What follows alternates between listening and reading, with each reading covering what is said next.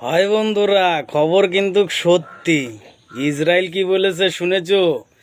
Israeli যত মসজিদ আছে সব কিন্তু বন্ধ করে দিয়েছে।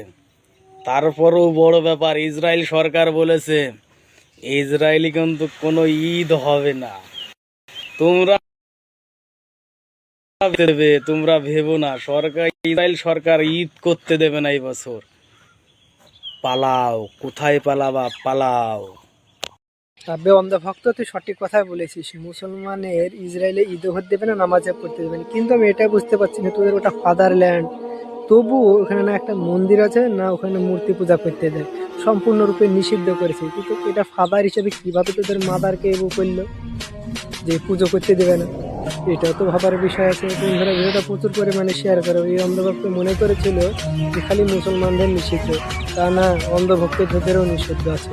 এটা প্রচুর পরিমাণে শেয়ার করো বন্ধুরা, যাতে সকলে দেখতে পাই ভিডিওটা।